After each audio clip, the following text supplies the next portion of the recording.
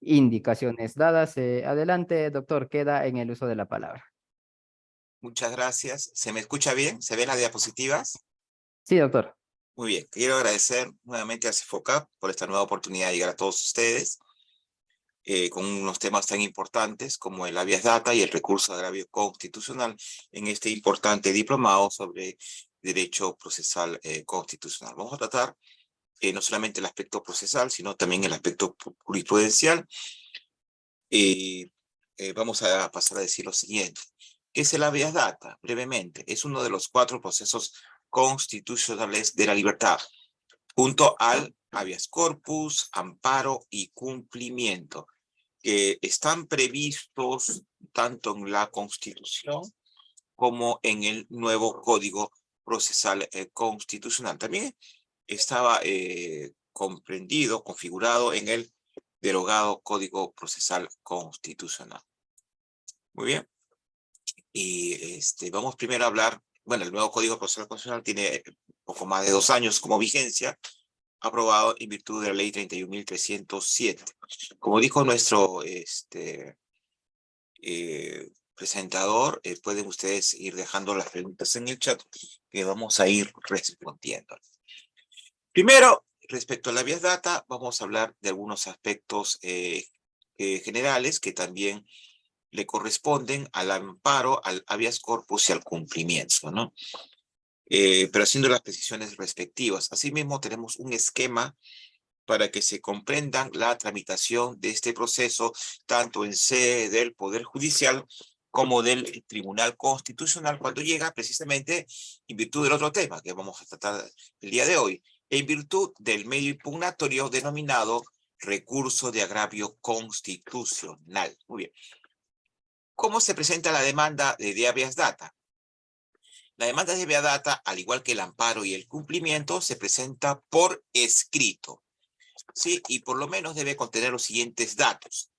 La designación del juez ante quien se interponga, el nombre, identidad y domicilio procesal del demandante, el nombre y domicilio procesal del demandado, la relación numerada de los hechos que haya producido o que estén en vías de producir la agresión del derecho constitucional invocado, los derechos que se consideran violados o amenazados, el petitorio que comprende la determinación clara y concreta de lo que se pide, según una sumilla de la pretensión general, la firma del demandante o de su representante apoderado y la de abogado, ¿no? Entonces, aquí requiere, aparte de la firma del demandante o de la demandante, la firma del abogado. Hay defensa cautiva, ¿no? Esta es la novedad que trae el nuevo código, es un tema inclusivo muy importante, referido a que en aquellos lugares o aquellos distritos judiciales donde predomina el quechua, aymara y demás lenguas aborígenes hermosas de nuestro país, la demanda presentada por escrito o verbal se debe ser interpuesta en estos idiomas. ¿Y esto qué significa? Que se obliga a que tanto jueces y juezas de ambas instancias y personal jurisdiccional hablen, entiendan estos idiomas de nuestro país. Muy bien. Turno. ¿Cómo se presenta la demanda de habeas data? Se sujeta al turno del distrito judicial correspondiente. Esto significa que se debe interponer de lunes a viernes de 8 de la mañana a 4:45 de la tarde, como cualquier proceso judicial, ¿no? El código también establece que si el demandante o la demandante se encuentra en una situación de pobreza o en situación de vulnerabilidad, puede acudir a la defensa pública gratuita de abogados conformantes del pool de abogados de oficio del Ministerio de Justicia y Derechos Humanos, ¿no? Especialistas en derecho constitucional y procesal constitucional, pero si no fuera así, igual puede acudir a estos colegas. Muy bien. El nuevo código trae otra novedad, la prohibición de rechazo liminar de la demanda. ¿Qué significa esto? Que los jueces, cuando conocen, los jueces del Poder Judicial, una demanda de habeas data, quien es ante quien se interpone esta demanda, deben admitirla a trámite necesariamente. O sea, están prohibidos de rechazar o declarar improcedente in limine la demanda de habeas data. ¿Y por qué lo ha considerado así el legislador? Para tutelar de mejor forma o de mejor manera los derechos fundamentales de la parte demandante, ¿no? Entonces, pero ustedes dirán, ¿y qué pasa si el juez, porque acá también se establece la competencia, qué pasa si el juez es incompetente? Y que hemos visto en la práctica del Tribunal Constitucional, donde laboro, he dicho sea de paso, que los jueces incompetentes, el juez constitucional incompetente a quien se interpone la demanda de habeas data, remitirá o remite los actuados a la mesa de partes del órgano jurisdiccional donde se encuentre el juzgado constitucional competente, ¿no? Muy bien. Entonces, de esta forma, el juzgado constitucional incompetente no rechazará la demanda, sino que la derivará junto con sus anexos y la resolución que indique la incompetencia o que establezca la incompetencia a la mesa de partes del juzgado competente o de los juzgados competentes. Muy bien. ¿Cuáles son las causales de improcedencia en la demanda de habeas data? Rápidamente. Cuando los hechos y el petitorio de la demanda no estén referidos en forma directa al contenido constitucionalmente protegido del derecho invocado. Es decir, el habeas data, un poco adelantándonos ya a lo que vamos a ver más adelante, protege dos derechos esenciales. Derecho de acceso a la información pública y a la autodeterminación informativa. ¿Qué significa esto? Que solamente esos dos derechos son objeto de protección a través de la habeas data y no otros derechos, como por ejemplo, derecho a la libertad personal o derecho al trabajo, que no son materia de la habeas data, porque son materias tanto del proceso de habeas corpus como del proceso de amparo, ¿no? Por ejemplo. Muy bien, entonces, si un juez advierte que la demanda está referida a el juez que va a conocer el habeas data o la demanda de habeas data, el juez constitucional advierte que está referida a derechos que no son materia de este proceso, bueno, como está prohibido de rechazar liminalmente la demanda, la podrá admitirla, pero más adelante podrá declararla improcedente, ¿no? Improcedente. Muy bien. También es improcedente, según el artículo 7, inciso 1, la demanda cuando existan vías procedimentales específicas igualmente satisfactorias para la protección del derecho constitucional amenazado o vulnerado, salvo cuando se trata del habeas corpus. Bueno, en el habeas data no se da mucho esta situación, más se da en el proceso de amparo.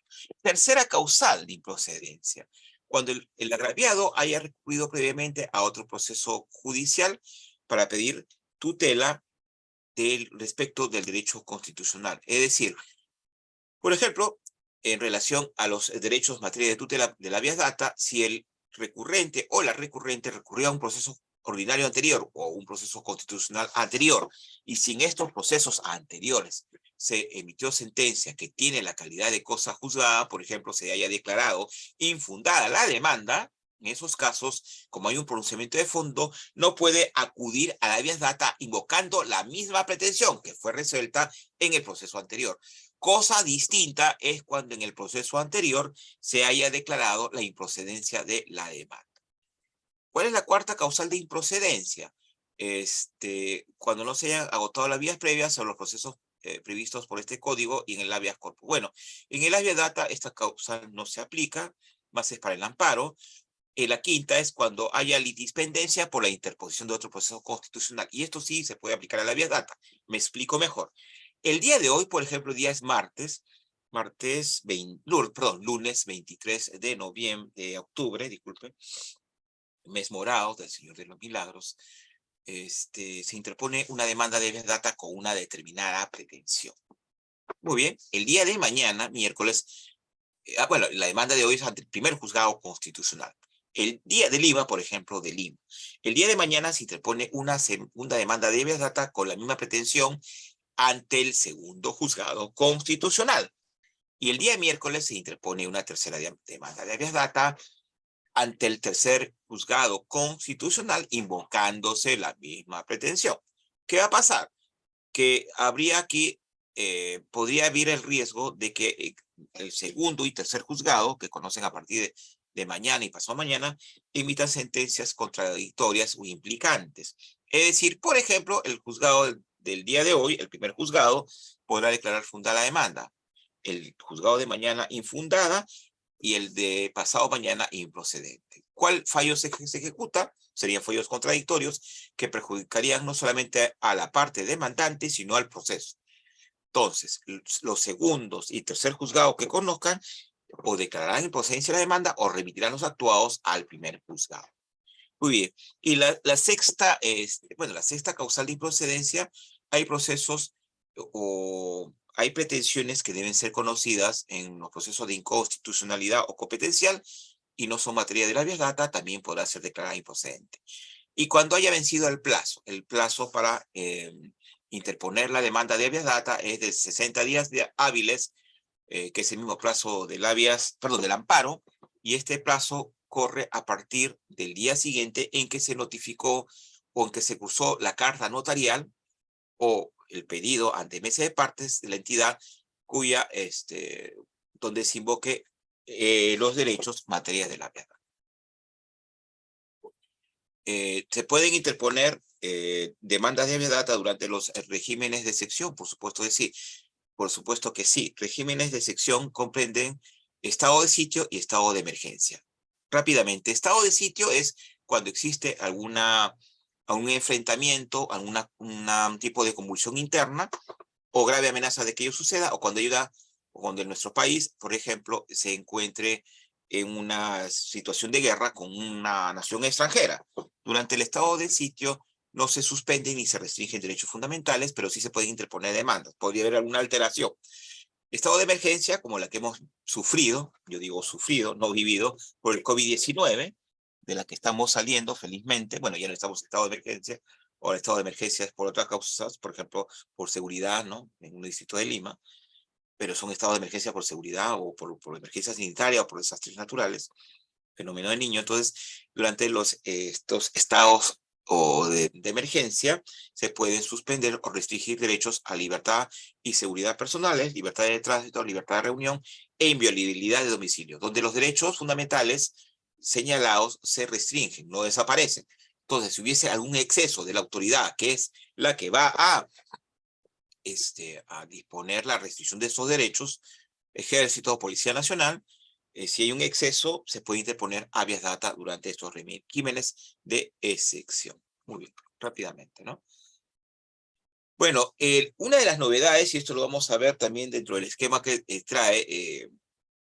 traemos, es la posibilidad o la obligación, o casi obligación del juez constitucional de señalar una audiencia única que se regirá bajo el principio de inmediación, algo así como el proceso penal, ¿no? Entonces, ¿qué pasa? Y esto lo vamos a explicar en el esquema un poco mejor también, ¿sí?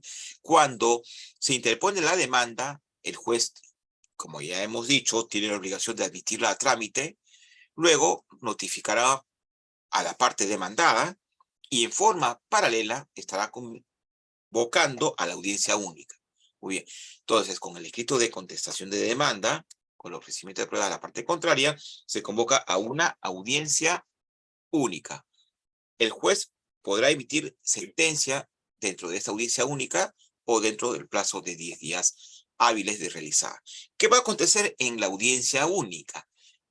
Va a suceder en que ambas partes, asistidas con sus respectivos abogados o abogadas defensores, defenderán sus posiciones y posturas, donde se podrán actuar pruebas, donde se podrán incluso cuestionar pruebas, luego de lo cual incluso también habrá en algún tipo de interrogatorio a las partes y luego se emitirá el pronunciamiento correspondiente.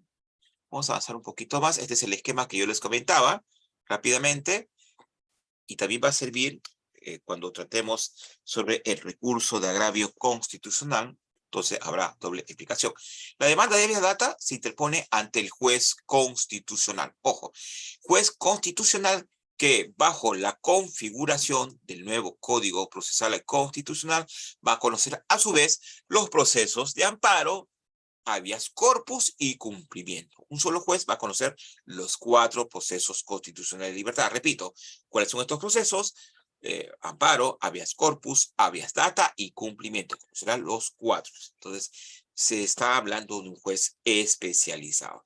Pero existe una realidad al respecto. En Lima, si no mal recuerdo o no me equivoco, existen 10 juzgados constitucionales, 3 salas constitucionales especializadas, no así en los demás distritos judiciales de nuestro país. Arequipa tiene un juzgado constitucional, una sala penal de apelaciones de segunda instancia y por ahí uno que otro distrito judicial. Entonces, en la mayoría no existe juzgados ni salas constitucionales.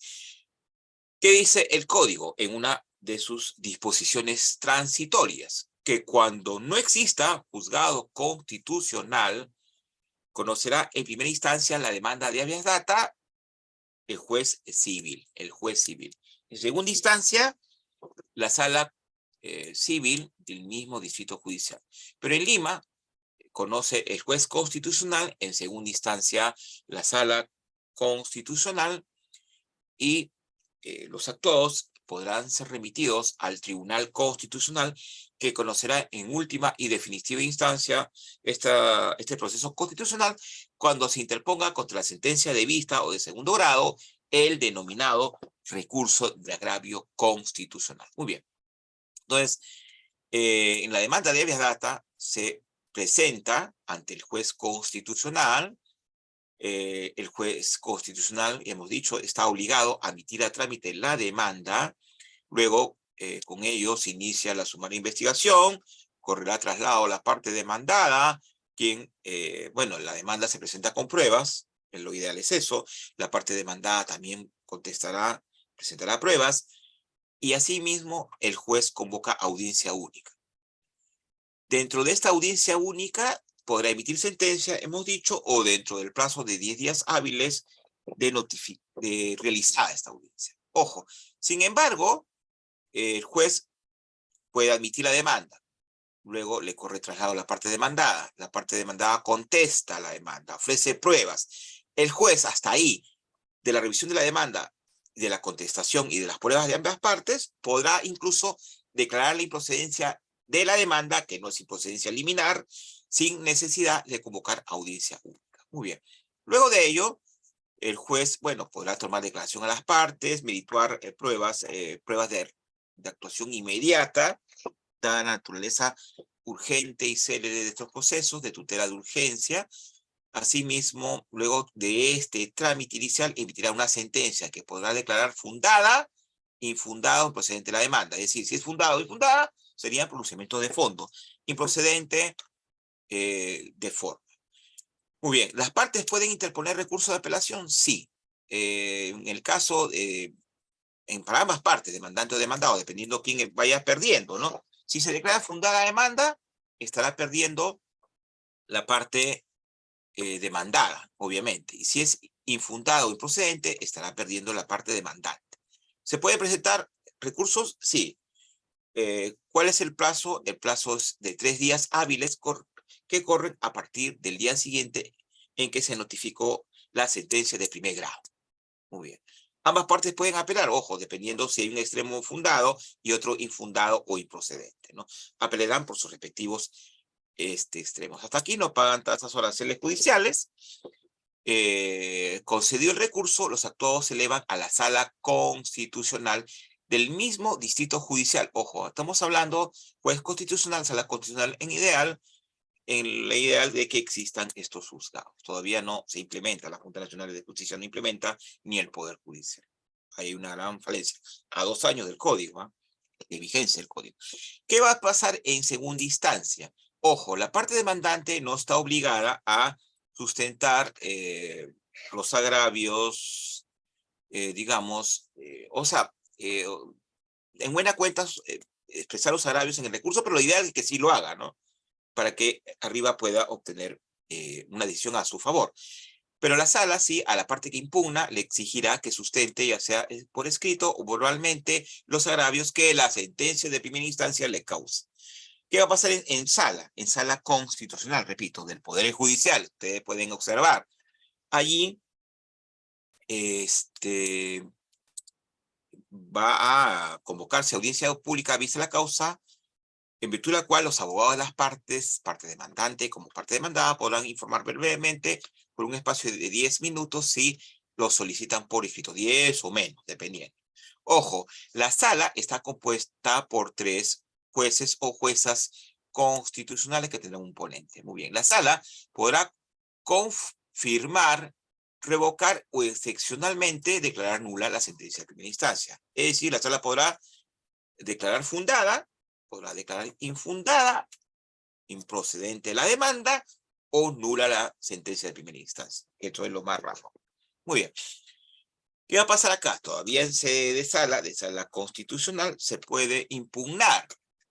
¿A través de qué? Del recurso de agravio constitucional, que es un medio impugnatorio. Es decir, según la Constitución y el nuevo Código Procesal Constitucional, y así también lo establecía el derogado Código, se puede presentar o interponer el recurso de agravio constitucional contra sentencias de segundo grado que declaren infundadas o improcedentes las demandas. Muy bien.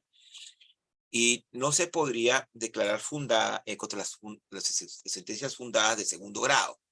Pero como vamos a ver, cuando nos toque ver el recurso al agravio constitucional, hay una excepción a esta regla, o habría, todavía no sabemos, que se puede interponer el RAC contra sentencias de segundo grado que declaren fundadas la demanda, solamente por 3 delitos: tráfico ilícito de drogas, lavado de activos y terrorismo. Por eso lo vamos a ver en detalle en la segunda parte de nuestro curso. Muy bien, entonces, decíamos que se puede interponer el RAC contra sentencias de segunda instancia que declaren infundada o improcedente de demanda, y dentro de un plazo de 10 días hábiles contados a partir del día siguiente en que se notificó la sentencia de segunda instancia. Jamás se puede interponer RAC contra la sentencia de primera instancia. Concedido el recurso, los actuados se elevan al Tribunal Constitucional.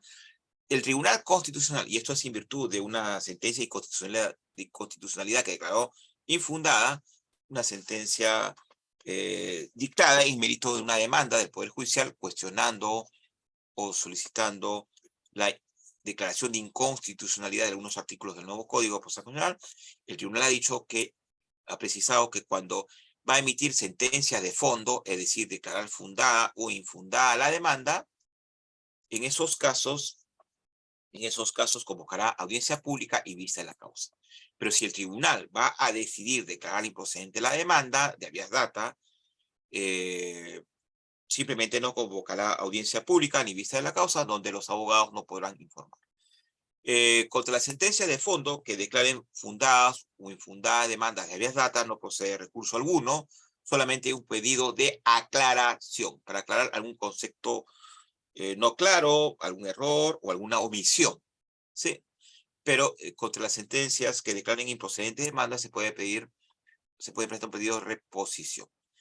Pero por lo general estos pedidos y recursos son desestimados, no cambian el sentido de fallo. Si alguien no está conforme, puede acudir a instancias internacionales como la Comisión Interamericana de Derechos Humanos. Muy bien. ¿Qué más podemos decir de la habeas data? No hay preguntas todavía. Bueno, parece que estamos concentrados, ¿no? Bueno, el habeas data, hemos dicho, tutela 2 derechos: de acceso a la información pública y a la autodeterminación informativa, ¿no? ¿Qué nos dice el artículo 53? Bueno, y esta información que se solicite está contenida en una serie de banco de datos, ¿no?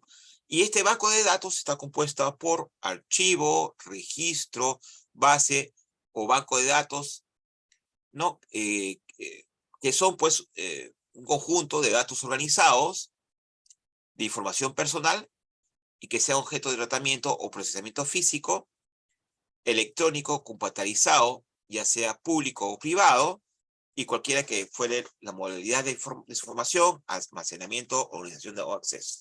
Es decir, esta información está contenida en una base de datos o un banco de datos que puede ser física, es decir, expedientes físicos, o en soportes electromagnéticos. Parece mentira, con la pandemia ha traído cosas positivas, no todo ha sido malo, y nos ha obligado o nos ha adelantado a informatizar. datos. Entonces, muchas instituciones de nuestro país, incluso desde antes, ¿no? Ya había algunos avances a, digamos, almacenado o viene almacenando datos en soportes electromagnéticos, con todo las ventajas que ello implica, ¿no? Ahorro de espacio, tiempo, dinero, facilidad de acceso, facilidad de entrega, información, etcétera. Por ejemplo, en el Poder Judicial, no, bueno, en el tribunal ya se están escaneando expedientes, son expedientes virtuales, sobre todo en el Tribunal Constitucional, los expedientes ya son virtuales, ¿no? Incluso las partes ya pueden accederlos sin necesidad de leerlos físicamente, ¿no? Muy bien. Orcinea, que es un organismo, una institución de la Oficina Nacional Previsional, incluso ya tiene base de datos electromagnéticos y otras, ¿no? Registros públicos, etcétera. Es un avance en nuestro país. Muy bien. ¿Quién es el juez competente? Decíamos minutos antes que es el juez constitucional. Juez que, como repito, va a conocer las demandas de amparo, habeas corpus y cumplimiento a la vez, ¿no? Es un juez constitucional que lamentablemente a 2 años de vigencia del nuevo código no existen de manera suficiente. Muy bien. Entonces, el juez constitucional conoce la demanda de habeas data, pero es el juez del lugar donde se encuentre la información a solicitar, donde se encuentre el dato a solicitar, información, el dato o el banco de datos, ¿no? Entonces, ese es el juez donde se encuentre, ¿no? O también será competente el juez constitucional, donde tiene su domicilio principal el afectado a elección del demandante. Es decir, el demandante dice, yo interpongo la demanda ante el juez que tiene la información, del lugar donde está almacenada la información en la base de datos, o del juez donde yo domicilio. Yo soy afectado y yo lo pongo a este juez. Muy bien. En el proceso de habeas data no se admitirá la prórroga de la competencia bajo sanción de nulidad. Es decir, que no puede ser conocido por un juez que no tiene competencia, por lo que hemos señalado, ¿no? Y decíamos también, y eso quiero que quede claro, que conocerá la demanda de habeas data el juez, digamos, el juez, si el juez no existe un juez constitucional en lugar donde se encuentra la base de datos o donde domicilia la parte demandante, conocerá el juez civil y en segunda instancia, de no haber sala constitucional, conocerá la sala civil del mismo distrito judicial, de la Corte Superior de Justicia del mismo distrito judicial. Muy bien. A ver. Bueno, decíamos que el habeas data tutela 2 derechos, derecho a la autodeterminación informativa y derecho de acceso a la información pública. ¿Cuáles son clases de habeas data? Rápidamente, ¿no? Estamos con el tiempo, vamos a ver. El habeas data puro sirve para reparar agresiones contra la manipulación de datos personalísimos almacenados en base de datos de información computarizados o no. Esto es referido de derecho a la autodeterminación informativa. Por ejemplo, ¿quién puede demandar esto nomás? Solamente el propio afectado. Es decir, por ejemplo, yo, ¿no? Entonces, referida, todos, ciudadanos y ciudadanas, desde que nacemos hasta que morimos, estamos inscritos en algún lugar, ya sea RENIEC, nacimiento, DNI, defunción, registros públicos, si adquirimos una casa, un inmueble, un carro, migraciones, si solicitamos un pasaporte, universidades, de pregrado, posgrado, etcétera, ¿no? Entonces todos tenemos datos en algún lugar, hospitales, clínicas, si nos hemos hecho algún tratamiento, si hemos sido de emergencia, si nos hemos vacunado, si nos dio COVID-19, etc. Entonces, todos tenemos datos en alguna parte. Nadie está, salvo los no contactados, pues no, aquellos ciudadanos que se encuentran en la parte muy recóndita de la selva peruana, ¿no? Que nunca se contactaron con la civilización y viven como en la edad de piedra, más o menos. Ellos no, pero lo demás sí tenemos algún dato. Nuestros hijos, etcétera. Nos casamos también, por ejemplo. Nos divorciamos igual, etcétera, ¿no? Entonces, puedes interponer una persona para el habeas data de cognición para conocer y supervisar sobre el tema que la información almacenada está siendo utilizada, la información suya, ¿no? Para conocer el contenido de la información, el habeas data informativo, el habeas data inquisitivo, quién dio el dato, el habeas data teleológico, para qué se guarda el dato, el habeas data de ubicación, dónde está el dato. Después existe el habeas data manipulador, igual autodeterminación informativa, no tiene como propósito el conocimiento de la información, sino su modificación, es decir, el aditivo para agregar información, ¿no? El correctivo para modificar o borrar datos falsos, el supresorio para borrar información sensible que nos pueda afectar, por ejemplo, no sé, pues alguien se le detectó SIDA y quiere borrar esa información, ¿no?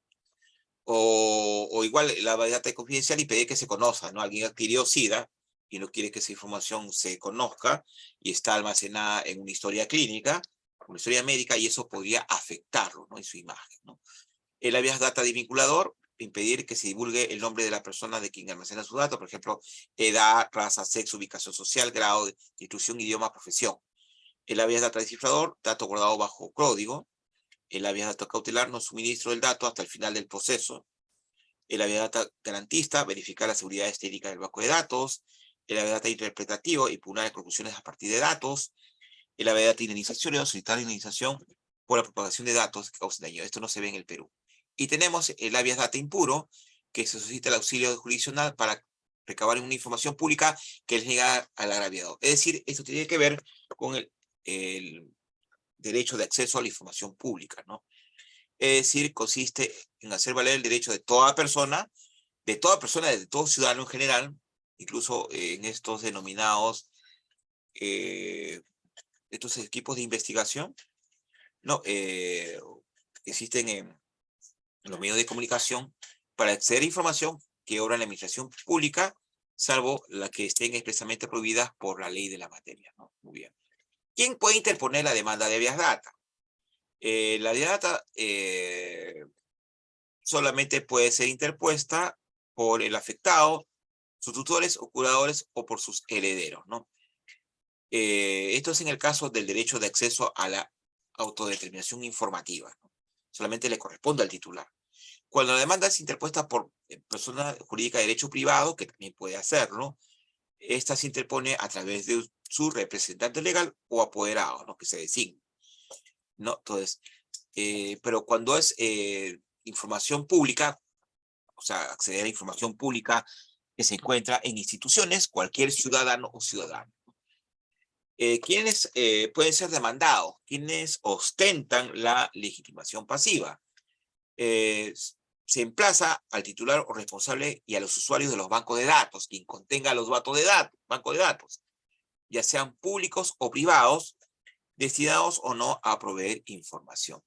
¿Cuáles son los requisitos de la demanda? Bueno, están contenidos en el artículo 57, nombre y domicilio del archivo, registro banco de datos, el nombre del responsable usuario. En caso de los archivos, registros o bancos públicos, se procurará establecer el organismo estatal del cual depende.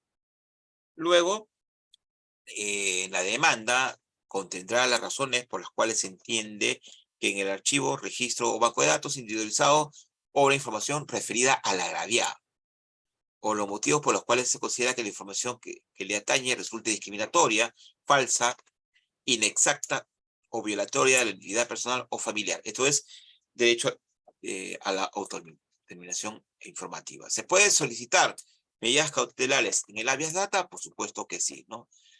Por ejemplo, que mientras el proceso esté en trámite o dure, se inscriba la demanda en el registro o banco de datos de que la información cuestionada está sometida a un proceso constitucional. Luego, disponer el bloqueo o la suspensión provisional de la difusión del dato o de la información sometida al proceso cuando sea manifiesto su carácter discriminatorio. Es decir, mientras tanto, no difunda la información pues, discriminatoria, o falsa, inexacta, etc. Asimismo, se puede colocar sellos de seguridad en los ambientes de las entidades, la incautación por parte del juez y la verificación o reproducción de la información cuando el juez aprecie riesgo de ocultación, desaparición o destrucción. Hemos visto casos donde incluso el juez puede solicitar a la parte demandada y mientras el proceso se encuentra en trámite, le vaya remitiendo la información solicitada, ¿no? Entonces, de esta forma ya se adelanta el tema y el juez en buena cuenta lo único que le quedará es declarar fundada la fe. ¿Cuáles son los derechos protegidos? Los que están en el artículo 59. Ya hemos hablado en términos generales de ellos. Pueden ustedes dar lectura. El procedimiento hay que requerir. Esto es muy importante. Hay que requerir a la parte demandada, ya sea una institución pública o privada, la información previa, antes de la demanda. Ojo, antes de la demanda. ¿Cómo? A través de una carta notarial, no, a la entidad, carta notarial donde se coloque fecha de recepción y hora, ojo, y y con acuse de recibo y con el cargo, ¿no? Entonces, ¿para qué? Ojo, en la carta notarial contendrá la misma pretensión que va a ir en la posterior demanda, ¿no? Entonces, en ambos casos, ya sea derecho de acceso a la información pública o autodeterminación informativa, y no, en ambos casos, en el primer caso, digamos, se puede interponer la demanda, o sea, se interpone autodeterminación informativa 2 días, se interpone la demanda a los 2 días, yo puedo demandar, ¿no? O dentro de los 10. Y esto dentro del plazo de 60 días hábiles, ¿no? Entonces yo presento mi pedido, ya a los 2 días puedo interponer mi demanda, pero que sea dentro de los 60 días. Y de acceso a la información pública se tiene que esperar más o menos unos 10 días y dentro de los 60 días, ¿no? ¿Qué pasa si se interpone la demanda de habeas data y no se requirió previamente la entidad pública o privada, ya sea los derechos, materia de tutela, derecho a la autodeterminación informativa o de acceso a la información pública? La demanda simplemente podrá ser o deberá ser declarada improcedente. Vamos a avanzar un poquito esto. Bueno, el primero de los derechos que hemos hablado ya rápidamente, vamos a hablar sobre habeas data más o menos hasta las 9:30. Y en esa media hora que nos queda hablaremos sobre el recurso de agravio constitucional. Creo que es un poco más fácil. Muy bien. Autodeterminación informativa, que le compete al titular de la información. Sí, hemos dicho, el titular puede solicitar información para que le indiquen dónde está información referida a su persona, o modifiquen, adicionen, borren, no difundan esa información, etcétera, ¿no? Solamente le compete al titular, ¿no? Es decir, que si te pone una demanda para conocer dónde se encuentra registrado el dato referido a su persona, para qué y para quién se realizó el registro de información, así como las personas que recabaron dicha información. Esto se encuentra, ojo, vamos a ver en cada diapositiva, número de sentencias, por ejemplo, 10, o 1614-2006, proceso de habeas data, ¿no? Luego, también se puede interponer una demanda de habeas data referida del derecho a la autodeterminación informativa para que se actualicen los datos que se encuentran registrados con el fin de que se incluyan aquellos no registrados, pero que son necesarios para que se tenga una cabal referencia sobre la imagen e identidad de la persona afectada. También se interpone el habeas data, este tipo de habeas data, para rectificar la información personal o familiar que se haya registrado, para impedir que ésta se difunda para fines distintos de aquellos que justificaron su registro, o también para cancelar aquellos que razonablemente no debieron encontrarse almacenados. El derecho de autodeterminación informativa y límites temporales de los datos negativos, ¿no? Toda persona, todo titular de derechos, puede ejercer control sobre la información personal que le concierne contenida en registros, ya sean públicos, privados o informáticos, a fin de enfrentar las posibles extralimitaciones. Asimismo, se puede interponer para garantizar a la persona frente a los excesos derivados del uso, manipulación y difusión de los datos personales o familiares registrados mediante medios informáticos o electrónicos. Es decir, para evitar los abusos o riesgos que pudieran involucrar a la esfera personalísima, ¿no? Invitar, por ejemplo, difundir información que va a afectar la imagen, el nombre, son informaciones sensibles respecto a su titular. Autodeterminación informativa sirve para conocer, actualizar, incluir, suprimir, rectificar la información o datos referidos a su persona que se encuentren almacenados o registrados en forma manual, mecánica o informática en archivos, bancos de datos, registro de entidades públicas o de instituciones privadas que brinden servicio o acceso a terceros. Es decir, esta información puede encontrarse en entidades públicas como también en privadas. Públicas, registros públicos, RENIEC, por ejemplo, privadas, clínicas privadas, universidades privadas, también almacenan información personalísima, materia del derecho a autorización informativa. También se puede instaurar este tipo de habeas data para suprimir o impedir que se suministren datos o informaciones de carácter sensible o privado que afecten derechos constitucionales. Son las facultades, pues, que tiene la persona para ejercer control sobre la información personal que le concierne, ya sean en registros públicos, privados o informáticos, para enfrentar las posibles extralimitaciones del mismo, ¿no? Se encuentra ligado al control sobre la información como a una autodeterminación de la vida íntima de la esfera personal. Protege a la persona no solamente respecto a los derechos que le concierne a su esfera personalísima, sino también frente a una totalidad de actos, ¿no?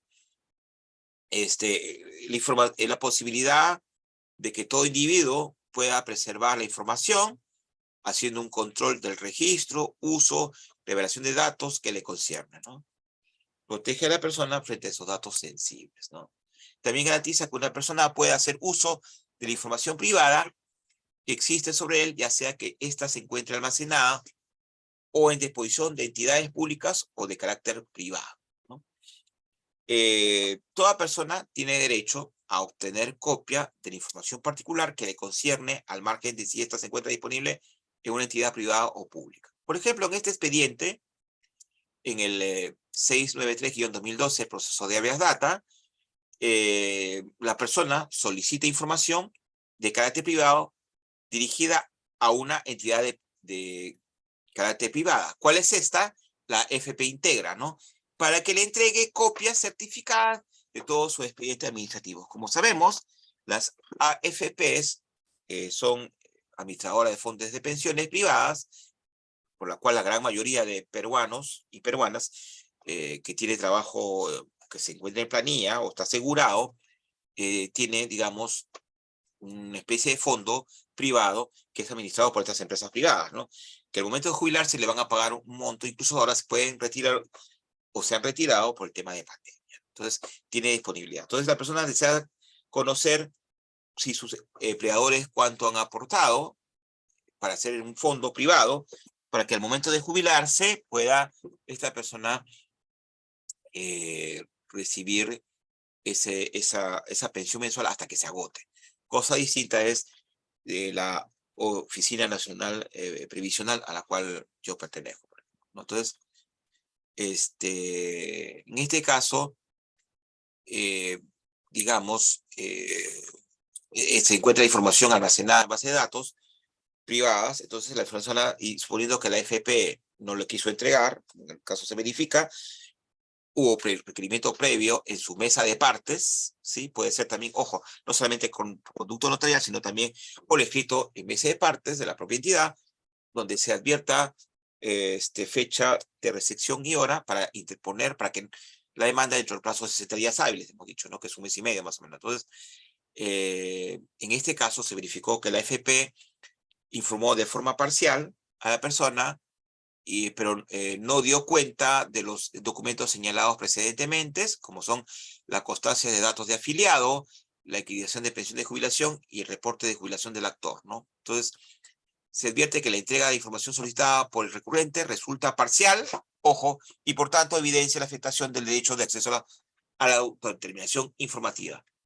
Se declaró fundada la demanda por vulnerarse el derecho a la autodeterminación informativa de este señor, y se le ordenó a la FP Integra, que atiende al pedido de recurrente, ¿no? Ojo, más el pago de costas y costos a su favor, es decir, pago de tasas, aranceles y de honorarios a su abogado defensor. Muchas veces, cuando se declaran fundadas demandas de habeas data, se condena al pago, ¿no?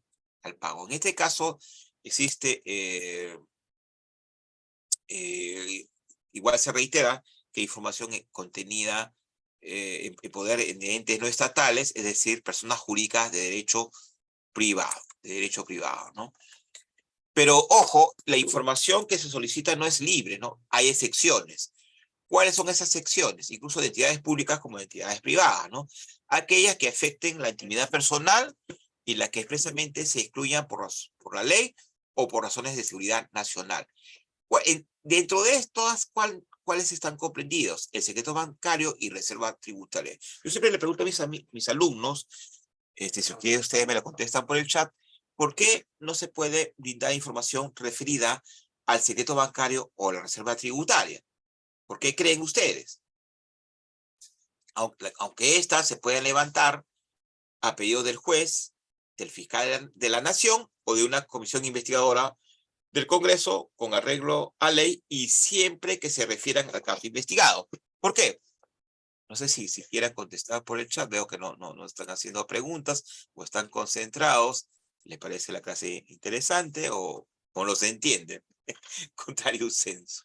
Muy bien, a ver. Vamos a explicarlo. El secreto bancario, es decir, todos tenemos, bueno, algunos de nosotros tenemos cuentas bancarias de crédito o de ahorros y los bancos no pueden proporcionarla. ¿Por qué? Porque obviamente tanta delincuencia que existe, a ver, ahí nos dice una respuesta, por el principio de reserva económica. Bueno, no, pero no es lo de eso. ¿Ah? Es más que nada para que los ladrones, los que hurtan, no se enteren de cuánto una persona tiene como patrimonio, dinero, y puede ser objeto de hurto o robo, secuestro u otros delitos. ¿Sí? Otros delitos. No, bueno, esa es respuesta muy genérica. Esta es la respuesta concreta. Y reserva tributaria, es decir, la SAT, la Superintendencia de Administración Tributaria, o la SUNAT, simplemente no, igual, ¿no? Por la misma razón, ¿no? Una persona, o sea, de lo que tribute una persona, o del pago de impuestos a una persona, se puede inferir o colegir cuánto percibe. Entonces, los ladrones, los hurtadores podrían enterarse y ir tras ellos como botín. Pero estos secretos tienen excepciones para levantar y lo establece la norma, ¿no? Cuando hay una investigación, un proceso, sede judicial o del Congreso. Muy bien, vamos a avanzar un poquito. Acá, en este caso, en la sentencia 82-22-2013 de habeas data, se solicita copia del acta de calificación de solicitud ingresada el 11 de julio de 2007. Sobre un oficio, mediante el cual se informó al jefe de la Oficina General de Administración del Ministerio de Trabajo y Promoción del Empleo que el recurrente no había acreditado el cumplimiento de los requisitos exigidos por la ley, por el artículo 1 de la ley 29059, y que dicha situación se había notificado a la actora mediante una carta, ¿no? Emitida por la Secretaría Técnica a nombre de la Comisión Ejecutiva, donde se informó las razones detalladas por las cuales no había sido considerada dentro de la relación de extrabajadores inscritos en el Registro Nacional de Trabajadores cesados irregularmente. Hubo varias listas, no sé si ustedes se acuerdan, ¿no? Entonces a ellos se les pagó una suma de dinero. Entonces ella solicita esa información, autodeterminación informativa, cuestiones laborales, previsionales, médicas, son evidentemente autodeterminación informativa. Entonces se declara fundada la demanda y se le ordena que la información requerida debe ser actual, completa, clara y cierta. Ojo, la información que se pida, porque ojo, también las entidades pueden, sí, cumplir parcialmente o hacer, como se dice coloquialmente, la finta, y dar una información que no sea actual, completa y clara o cierta. Puede ser fraguada, alterada, incompleta, desactualizada. Entonces, la información no solamente tiene que proporcionarse, sino tiene que ser actual, completa, clara y cierta, ¿no? Entonces, se declaró fundada la demanda y se le ordenó entregarle copia de certificada de todo acervo documentario relacionado a la solicitud que ella presentó. Ojo, Como vamos a ver más adelante, los costos que irroguen la copia o el quemado o la copia en un CD, por ejemplo, debe ser costeado por el solicitante, no por la entidad. Entonces, se abona y no debe ser tampoco exorbitante, debe ser razonable, dentro de lo que el real costo signifique, porque eso también podría significar una falla o incumplimiento, debe ser costeado por la parte solicitante, ¿no? Bueno, esta es una sentencia interlocutoria que declaró improcedente la demanda, que ya no están vigentes. En el proceso 4538-2015 habeas data, aquí se solicita, la parte solicitante de acceso a la información, los periodos de aportaciones afectados por el Sistema Nacional de Pensiones, o sea, de la ONP, ¿no? De las relaciones laborales que tuvo con sus empleadores y que como consecuencia de ello se extracte el periodo laboral del enero del 60 a diciembre del 92. Esta persona solicita esa información. Durante su actividad laboral, esta persona, obviamente, el empleador aportó por él, ¿no? Aportó, bueno, lo descontó, aportó para que más adelante reciba una pensión. Entonces, esta persona, obviamente, al parecer, no tendría una pensión, solicita esa información para solicitarle ante la ONP esa información y, perdón, para solicitarle no la información, sino para solicitarle la pensión de jubilación correspondiente. Pero ¿cómo lo solicito yo? Con una información detallada de mis aportaciones o de las aportaciones que hicieron en mi vida laboral mis empleadores, ¿no? Fundada la demanda, Orcinea es la que tiene esa información y que se le entregue esa información. Pero ojo, la entidad demandada no está obligada a suministrar información que no tiene, no va a inventar nada, tiene que estar existente, ser existente. Acá también se solicita una persona, este es un caso distinto, de la demanda se dirige al Ministerio del Interior y que se disponga la eliminación del registro correspondiente que se encuentre insertado en el sistema SITPOL PNP de la Policía Nacional a cargo de la División de Criminalística, donde se encuentran registradas las denuncias realizadas en las comisarías, no de esta persona, ¿no? O sea, esta persona ha sido denunciada a comisarías y solicita que esa información no, no se difunda, ¿no? Porque le va a afectar su imagen, ¿no? Entonces, tiene que ver con autodeterminación informativa. En algunos casos podría, ¿no? Confluir acceso a la información pública, ¿no? Entonces, aquí los excesos derivados de su uso, evidentemente no, no debe ser difundido, ¿no? Fundada demanda para que no se difunda esta información. Y ¿qué más dice acá? Contenida en la base de datos de esta persona, ¿no? Solamente debe ser proporcionada para los propósitos de las funciones reconocidas por la Constitución, es decir, referidas a la investigación propiamente dicha. Muy bien. El derecho de acceso a la información pública, acá sí no solamente puede solicitar el titular, sino cualquier ciudadano o ciudadana. Estas unidades de investigación, por ejemplo, ¿no? Eso tiene que ver con el contenido protegido por la libertad de información. ¿Sí? Es un derecho individual, al cual ningún ciudadano tiene derecho a ser impedido. O sea, cualquier ciudadano o ciudadana en nuestro país, cualquiera, no siendo titular, puede solicitar a entidades públicas información referida a sus funciones, a los bienes y servicios que presta, a los funcionarios y servidores que trabajan ahí. Por ejemplo, ¿cuáles son estas entidades públicas? Poder judicial, bueno, solamente no en procesos sin trámites, ¿ah? Puede ser parte administrativa. El Tribunal Constitucional, parte administrativa, servidores, trabajadores, etcétera. Cuánto gana, aunque eso está en el tribunal, en la página web, es abierto, es transparente, ¿no? No todos. Después también tenemos registros públicos, universidades nacionales, Indecopi, Cofopi, la que sean entidades públicas, ¿no? Municipalidades, gobiernos regionales, etcétera. No las privadas, es un derecho distinto, ¿no? Entonces, eso es la posibilidad de acceder a informaciones que tengan, que tengan estas entidades, ¿no? Esto es parte de un proyecto de vida de una persona y sirve para el goce de otros derechos fundamentales, ¿no? Es parte de los derechos de la libertad de investigación, de opinión o expresión. todo ciudadano tiene que saber, pues, en qué se invierten sus impuestos, ¿no? Más aún ahora que está de moda la corrupción, y esto puede lugar ante cualquier indicio de corrupción que el Ministerio Público realice las investigaciones, ¿no? Entonces, esa información que debe brindar debe ser necesaria y oportuna, ¿no? Para que la gente, las personas, nos formemos una opinión informada, ¿no? Tiene que ver con la transparencia en la administración pública, ¿no? Y para controlar a los representantes de la sociedad, ¿no? Es decir, los particulares tenemos que controlar, incluso exigir que se investiguen y sanciones el mal uso de nuestros impuestos o de los recursos provenientes de nuestros impuestos, ¿no?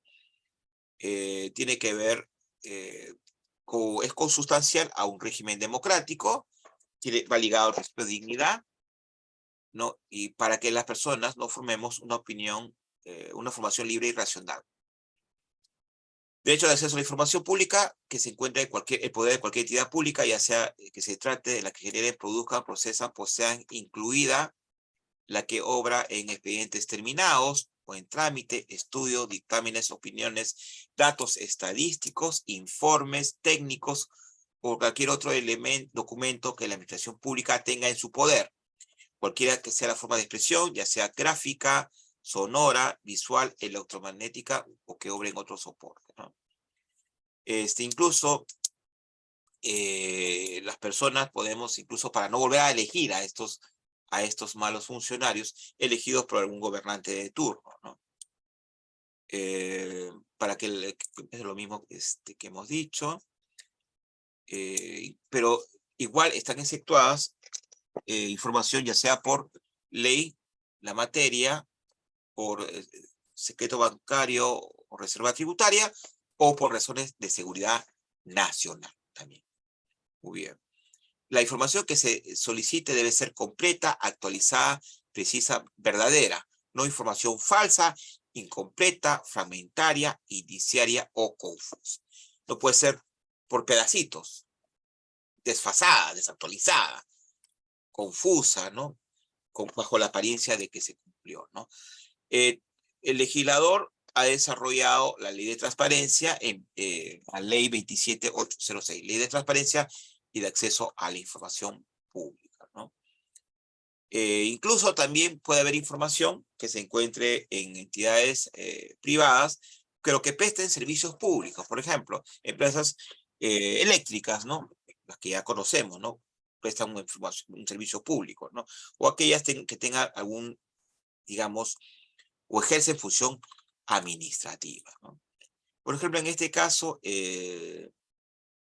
o sea, esta información que se solicita, en este caso, es aquella que obra, se generó en virtud de un oficio, en cumplimiento de un oficio, ¿no? Un oficio, ¿no? Entonces, en este caso, la demanda tiene por objeto que el director regional de educación de Lima Metropolitana entrega al demandante las copias simples de todos los actos administrativos o administración que se emitieron en cumplimiento de un oficio que a su vez le cursó el sexto juzgado especializado civil de Lima Norte, mediante el cual se le ordenó al mencionado director que cumpla sentencia de fecha, una sentencia laboral, ¿no? Entonces, le pide que la entidad pública le remita esa información si es que dio cumplimiento a lo resuelto en un proceso judicial anterior, ¿no? Se declara fundada la demanda y se le ordena al director regional de educación de Lima Metropolitana que entregue la información con el costo de que ellos suponen, con el costo, copias simples de todos los actos administrativos o de administración que se despidieron en virtud del oficio. Después tenemos, este es un caso un poco, se los dejo como para que ustedes lo lean, pero se los voy a contar en líneas generales. Se interpone demanda, o mejor dicho, esta persona de representación de la Asociación Regional de Usuarios Consumidores de Energía Eléctrica, Saneamiento y otros de Región Puno, interpone demanda contra Electropuno, que es una empresa mixta, ¿no? Se le solicita copias de diversas documentación referida a los gastos realizados por concepto de pasaje, viáticos y demás erogaciones efectuadas por el presidente y directorio, la ciudad de Lima, ¿no? Copia de los gastos realizados por conceptos de viajes, pasajes y otros, copia de resoluciones, copia de informes diversos, oficios, resoluciones, actas de directorio, facturas, recibos, documentos, etcétera, ¿no? Como la demanda había llegado al Tribunal Constitucional y se declaró fundada y se habían entregado alguna documentación, había otras que no. Entonces el tribunal se pronunció sobre solamente esa documentación que no había sido entregada, ¿no? Entonces declara fundada en parte la demanda. Y esta empresa, pese a ser una empresa mixta con, bueno, mayormente accionariado del Estado y algo del privado, igual, pero como hemos dicho, ejerció funciones de servicio público, de carácter público, y además tiene funciones administrativas. Se ordenó que se declaró fundada demanda y se ordenó la entrega de esta documentación solicitada bajo el costo que ello suponga, para la parte que deberá ser cubierto por la parte demandante, ¿no? Por eso se determinó que en el caso el tema era una pretensión de acceso a la información pública. En este otro caso, igual se solicitó que se le otorgue la relación nominal de procesos penales en trámite en lo que se da al IP, que es una empresa del Estado, sea la parte agraviada. Entonces, esos procesos de trámites no se puede decir que son parte de una reserva judicial, y por lo tanto, en virtud de la cultura de transparencia, para saber qué ciudadanos, para saber qué procesos estaba como agraviada esta empresa del Estado, se declaró fundada la demanda y se le otorgó esas copias, ¿no? Muy bien. En este otro caso, el demandante, sentencia emitida en el expediente 2852-2022 habeas data, el demandante solicita que se le proporcione copia fedateada de todas las resoluciones directorales de la DIRLOS que aprobaron los contratos de adjudicación, venta de automóviles de propiedad del Estado que tenían afectado al momento de pasar a la situación de retiro los tenientes generales de la Policía Nacional de Perú, cuyos nombres se señalan en la demanda, ¿no? Acá se verificó que el demandante, mediante documento de fecha cierta, le solicitó, ¿no? Le requirió las resoluciones del personal policial antes mencionado. O sea, es requisito sine qua non, ¿no? Se verificó que sí.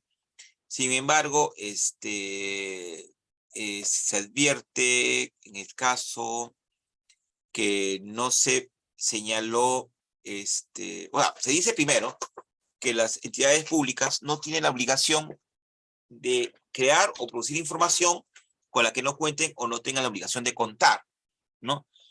Tiene que ser información que exista realmente. En este caso, la parte demandada, la policía, dio respuesta, pero no dijo quién era la persona encargada que tenía que dar esa información. Entonces, por lo tanto, en este caso, se declara fundada la demanda, no para que se le entregue necesariamente, pero se puede inferir de ello que sí esa información, referida a la adquisición de vehículos, sino para que se indique quién es la persona que se encuentra a cargo de esa información, ¿no? Fundada la demanda y se ordenó al jefe de departamento de transporte de la División de Logística de la División de Administración de la Policía Nacional que dirija los pedidos de información recurrentes de fechas 19 de marzo de 2018 y 28 de diciembre de 2018 al jefe de unidad trámite documentario para su trámite correspondiente.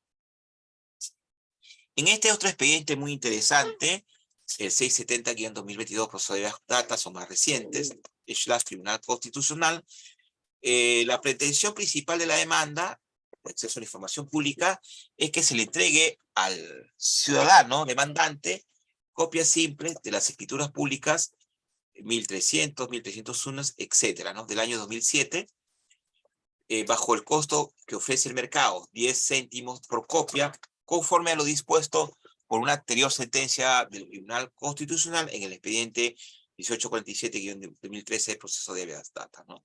Y además solicita el pago de costos del proceso. La información, y lo dice el tribunal en esta sentencia, este tipo de información se reputa pública porque toda información o toda documentación que se genere en las notarías se entiende que es información pública y debe ser divulgada, ¿no?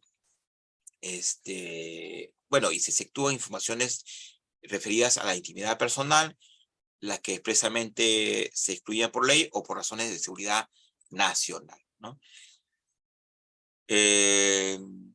Por ejemplo, se afecta este derecho de acceso a la información pública cuando se niega su suministro sin existir razones constitucionalmente legítimas para ellos, pero también cuando la información que se proporciona es fragmentaria, desactualizada, incompleta, imprecisa, falsa, no oportuna o errada. Ya lo habíamos dicho antes, ¿no? De ahí, si esa es su faz positiva, el derecho de acceso a la información impone a los órganos de la administración pública el deber de informar en su faz negativa si exige que la información que se proporciona no sea falsa, incompleta, fragmentaria, innecesaria o confusa. Muy bien. En este caso, la parte demandada, ¿qué dice? La notaría, que en realidad estaba cobrando, o sea, sí le iba a proporcionar esta información, pero a modo de copias certificadas y no de copias simples como se había solicitado. Y por lo tanto, se le estaba cobrando un precio elevado. Entonces, esto iba en contra de lo resuelto anteriormente por el Tribunal Constitucional. Entonces, iba en contra de lo que el Tribunal Constitucional había resuelto. Entonces, dice que sí, que como la información que obra en el acervo documentario de la notaría, como testimonios, partes o boletas, es pública, se le debe entregar copia simple bajo el costo del mercado, que son 10 céntimos, ¿no? 10 céntimos. Entonces, funda la demanda y se le ordena al notario que como funcionario público, ojo, entregue dicha información. Costo que evidentemente va a ser sufragado por la parte demandante. Sin embargo, también a la parte demandada, a la notaría, se le impone la condena de pago de costos y costas procesales, ¿no? Por haber obligado a litigar a esta persona. Muy bien. Sí, acá nos hacen una pregunta. Vamos a pasar a lo que es el RAC. Buenas noches, doctor. Para interponer una demanda de habeas data, en todos los casos es necesario pasar por una etapa precontenciosa. Lo que hemos dicho que en todos los casos, igual que en los procesos de cumplimiento, se tiene que presentar un documento, ya sea por curso notarial o en mesa de partes de la entidad pública o privada, o cualquier otro documento directamente dirigido, o cualquier solicitud dirigida en la mesa de partes, conteniendo la misma pretensión que va a ir dirigida en la demanda. Ojo, de repente la pregunta también está referida si hay que, en virtud de la ley del Tribunal de Acceso a la Información Pública, no es necesario. Bueno, se ha creado un tribunal, bueno, mejor dicho, un poco adelantándonos a lo que vamos a ver, o también la pregunta va por ahí. Existe hace unos años, antes de la pandemia, se creó un tribunal, incluso se solicita la información a la entidad pública, y si ésta no lo proporciona por X razones, y emite una resolución administrativa que indica por qué no, esa resolución se puede impugnar y se eleva a este tribunal de transparencia. El tribunal puede revocar esta decisión del servidor, declarar fundada la petición y ordenarle a este servidor de menor, que es inferior jerarquía, que entregue esa información documentada, ¿no? Entonces, en ese caso, ya no es necesario acudir a la vía del proceso constitucional de la habeas data. De repente, por ahí está la pregunta, ¿no? Entonces, no es necesario. Puede acudirse a esta vía o puede acudirse también a la vía constitucional previo requerimiento notarial o con solicitud. Muy bien. ¿Cuáles son los límites del derecho de acceso a la información pública? Información secreta, seguridad nacional. Por ejemplo, nuestras armas o nuestros tanques, buques, aviones. No se puede proporcionar información referida a que cuánto costó la reparación de estas maquinarias de guerra. Lo que sí, la información que está en todos los portales de estas empresas, sí es, digamos, que sí, cuánto cuesta un tanque, un avión, un buque, sí, eso sí es público a nivel internacional, ¿no? Pero lo que sí, la reparación de estos, que obviamente nuestros tanques, nuestros submarinos están reparados, no se puede revelar esa información porque podría afectar la seguridad nacional. Información reservada tampoco se puede proporcionar, ¿no? Tiene por finalidad prevenir, reprimir la criminalidad, información relativa al ámbito de relaciones externas del Estado en el curso de relaciones internacionales, ¿no? El Estado tiene pues información muy reservada que no puede divulgar, ¿no? Porque puede ser objeto de criminalidad u de otras acciones, ¿no? Existe ahora el terrorismo informático, incluso hay un grupo que aparece con capucha, no sé si ustedes se acuerdan. Después, la información confidencial es información que toma decisiones de gobierno y la protegida por secreto bancario, hemos hablado, tributario, comercial, industrial, tecnológico y bursátil. No se le puede exigir a una empresa como Coca-Cola, por así decirlo, esto no es un cherry, que proporcione la receta, o a Kentucky, ¿no? La receta secreta de elaboración de sus productos, ¿no? Porque eso va a afectar, obviamente, su giro comercial, ¿no? Información vinculada a inversiones en trámite, de procesos en trámite no se le puede brindar a cualquiera, solamente a las partes del proceso, ¿no? O la obtenida por asesores jurídicos en la administración pública o por secreto profesional de abogado respecto al abogado o cualquier profesional, hay secreto profesional, médico, por ejemplo, no se le puede obligar que entregue información, ¿no? O la información referida a datos personales, más aquellos que por caso de venir públicos constituyen invasión de la actividad personal o familiar, ¿no? Muy bien. Existe, decíamos, poco nos adelantamos, el decreto legislativo 1553, ¿no? Que tuvo por objeto crear la Autoridad Nacional de Transparencia y Acceso a la Información Pública para fortalecer el régimen de protección de datos personales y regulación de la gestión de intereses, ¿no? En virtud, pues, de la ley 29733, ¿no? Ley de Protección de Datos Personales, ¿no?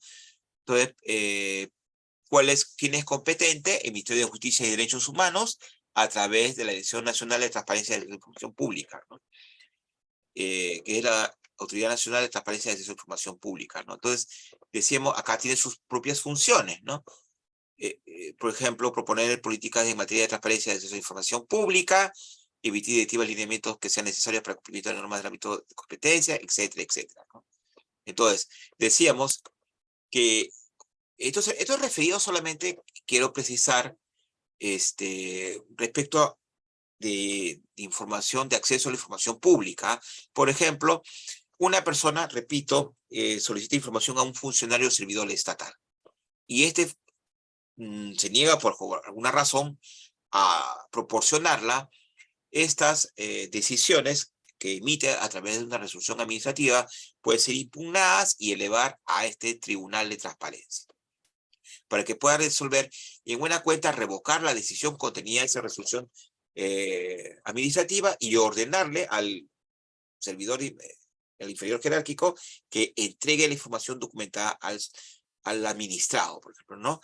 Y esta apelación se rige bajo lo previsto en la ley 27444, ley de procedimiento administrativo general. También resuelve en última instancia administrativa los recursos de apelación que interpongan los funcionarios y servidores sancionados por el cumplimiento de las normas de transparencia y acceso a información pública. Ellos también pueden apelar una sanción que reciban en relación a estos temas, ¿no? Etcétera, ¿no? Nos habla del título preliminar, el recurso de apelación sobre entrega de información, la autoridad puede confirmar, puede modificar o revocar la decisión de la entidad, de la entidad que se negó a entregar la información, ¿no? Entonces, incluso podría confirmar, ¿no? Decir, bueno, sí está bien, ¿no? El servidor niega esa información, está buena, es bien la decisión, ¿no? Entonces, ya sabemos que existe este tribunal de transparencia y me parece que es ideal porque de esta forma contribuye de alguna manera a la descarga procesal de los procesos de habeas data. No sé si hasta aquí, respecto a la habeas data, hay preguntas para pasar al recurso de agravio constitucional. No sé si está claro el tema o habría que hacer una precisión al respecto. Bueno, como el tema son dos temas en uno, por lo general se dictan en dos clases, pero hemos tratado de hacerlo más más resumido posible. Pueden dejarme en el chat sus preguntas en esta primera parte, y en esta segunda parte vamos a tratar del recurso de agravio constitucional, que ya algo hemos adelantado.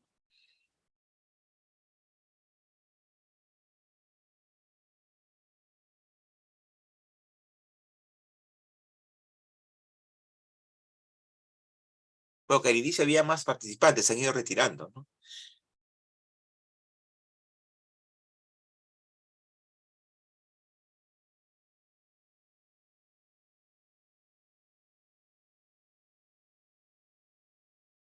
Parece que no hay preguntas. ¿Está claro el tema? ¿Podrían ponerme en el chat, por favor?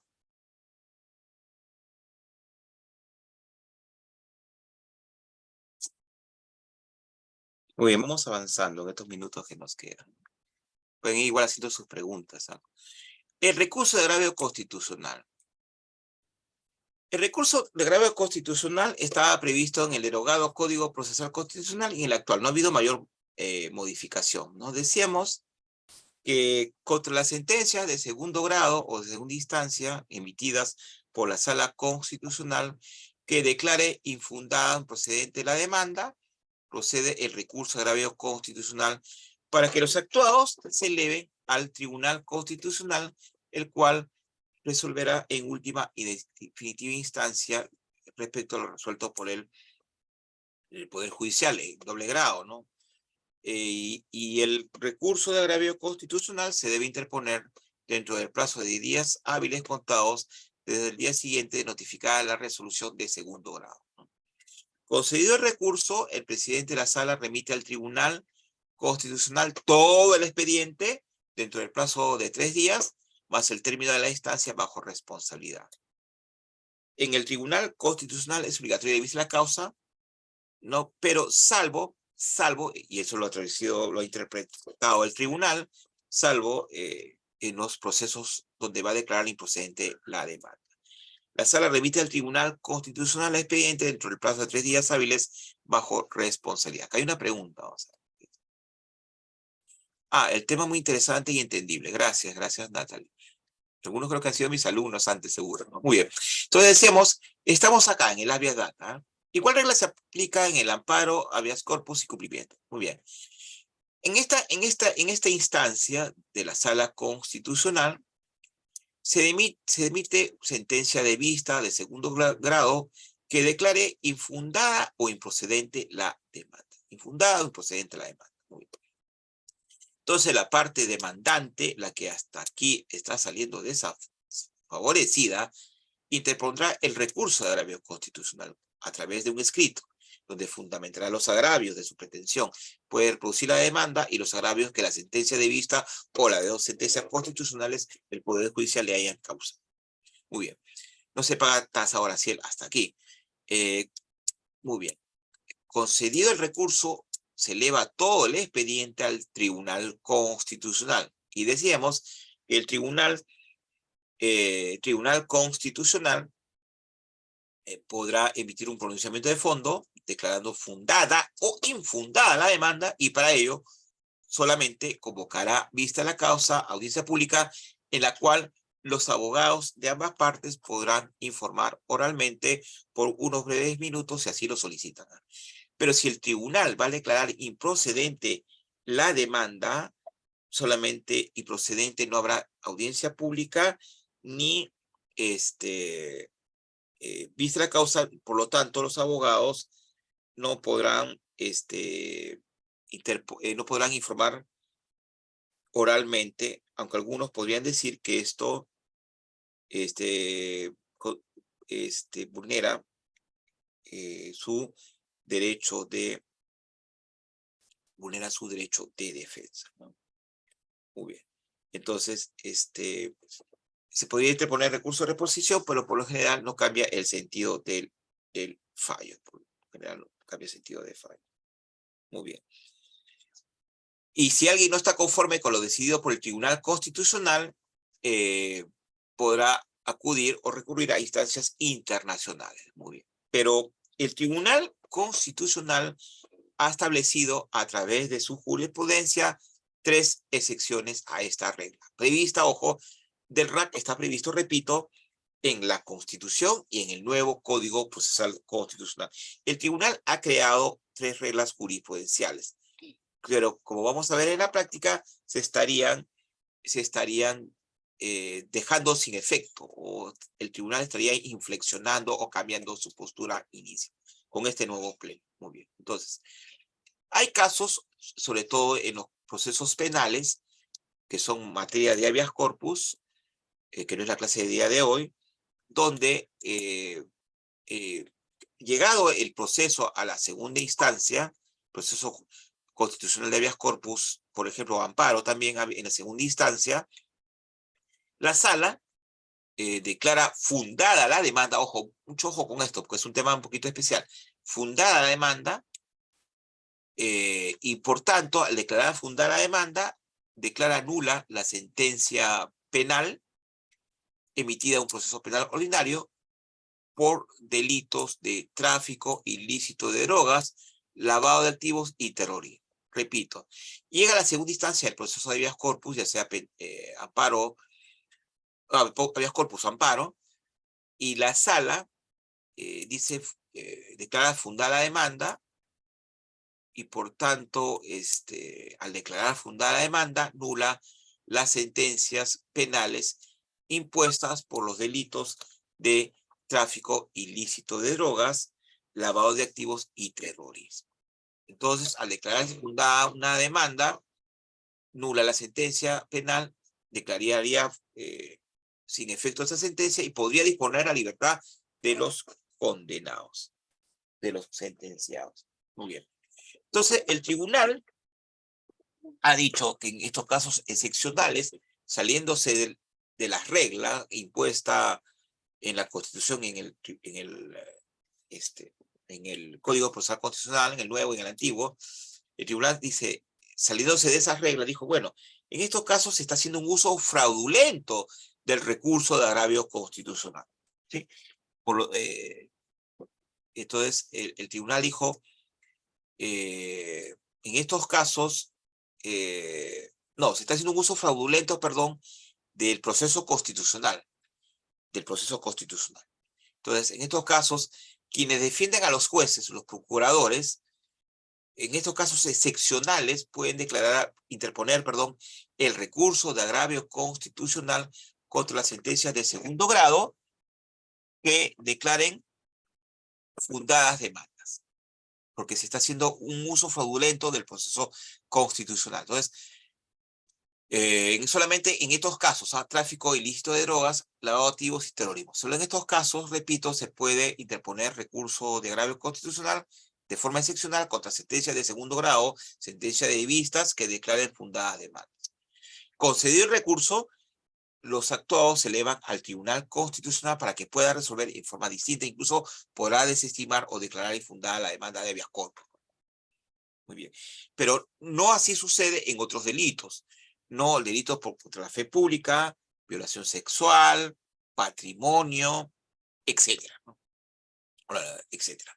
Solamente, es decir, si en otros delitos se declara fundada demandas de habeas corpus y se declara nulidad de sentencia por violación sexual, fe pública, contra esa sentencia de segundo grado del habeas corpus no se puede interponer el RAC excepcional o el RAC atípico. Muy bien. Entonces, repito, no sé si queda claro. Dígame en el chat si está claro lo que digo o quiere que le profundice, porque este es el punto vital. Lo demás ya es una explicación complementaria. Por lo general, y si se aplica la disposición en la Constitución y en el Código Procesal Constitucional, por lo general, procede el recurso de agravio constitucional contra sentencia de segundo grado de vistas emitida por la Sala Constitucional que declaren infundadas o procedentes demandas constitucionales. Entonces se concede el recurso, se interpone en plazo de 10 días hábiles contados a partir del día siguiente que notificó la sentencia de segundo grado. Concedido el recurso, los actuados se elevan al Tribunal Constitucional que en buena cuenta podría declarar fundada una demanda que habría sido desestimada en sede de la justicia constitucional del Poder Judicial. Esa es la regla general. La excepción se rompe en los casos de tráfico ilícito de drogas, lavado de activos y terrorismo. La excepción se rompe. Es decir, que si en segundo grado llega ahí, se declara fundada la demanda de habeas corpus, por ejemplo, y con ello nula las sentencias emitidas en proceso de tráfico ilícito de drogas, lavado de activos y terrorismo, en esos casos, ojo, en esos casos se le permite a los jueces demandados, que son los que emitieron la sentencia penal en estos casos, estos delitos, a través del procurador penal que lo defiende, interponer el RAC excepcional o atípico, se conceda este RAC y se eleven los actuados al Tribunal Constitucional. No sé si se entiende, pónganme en el chat, por favor. Esto es muy importante, ¿ah? Porque esta es parte del curso. Pónganme si se entiende, por favor. ¿O quiere que le repita esto último? Sin temor, ¿ah? Veo que muy pocas preguntas nos han hecho hoy. ¿Sí entienden lo que nos dicen? Repetimos, nos dice. Muy bien, sí, con todo gusto, con todo gusto. Lo demás ya viene por añadidura. Ojo, a ver. Decíamos que primero el proceso de habeas data, bueno, no de habeas data, ¿no? Porque no se aplica esto al habeas data, en realidad, ¿no? Ya olvidémonos del habeas data. El habeas corpus o amparo, que no es materia de la clase. Por lo general, en primera instancia se declara, hay una decisión, se impugna, sube a la segunda instancia, a la sala constitucional, y la sala constitucional declara fundada una demanda. Fundada una demanda. Muy bien, fundada. Entonces, por regla general, establecida en la Constitución como en el nuevo Código Procesal Constitucional, cuando una sentencia en segundo grado se declara fundada la demanda, contra ella no procede recurso alguno, medio impugnatorio alguno. No procede. Solamente se ejecuta para que no se denaturalice estos procesos. Fundada, solamente se aplica nada más. Muy bien. Y solamente se puede cuestionar sentencias de segundo grado que declaren infundadas o improcedentes demandas. Solamente en esos casos, infundadas o improcedentes demandas. ¿Cómo se puede cuestionar? A través del recurso de agravio constitucional, que se interpone dentro del plazo de 10 días hábiles contados a partir y que se notificó la sentencia de segundo grado. Solamente, repito, procede por regla general de la Constitución y del Código el RAC contra sentencias de segundo grado que declaren infundadas o improcedentes demandas. No procede contra sentencias que declaren fundadas una demanda de habeas corpus o amparo, por ejemplo. Pero en la jurisprudencia del tribunal, en la sentencia que le vamos a comentar más adelante, de forma excepcional se estaría inaplicando lo que dice la Constitución y lo que dice en el nuevo Código Procesal Constitucional y el antiguo también, referida a que solamente el RAC procede para cuestionar sentencias de segundo grado que le declaren infundadas o improcedentes demandas. Excepcionalmente, interponer el RAC contra sentencias de segundo grado que declaren fundadas demandas, de forma excepcional, ¿eh?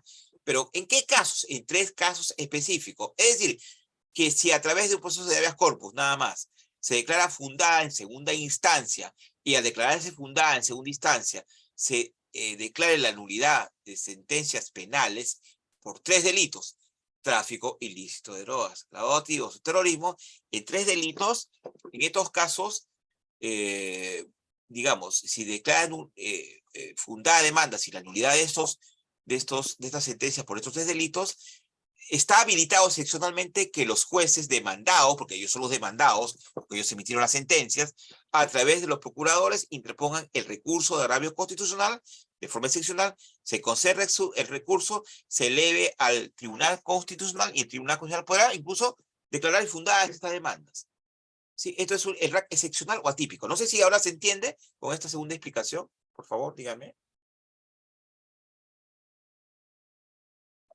Por favor, sí.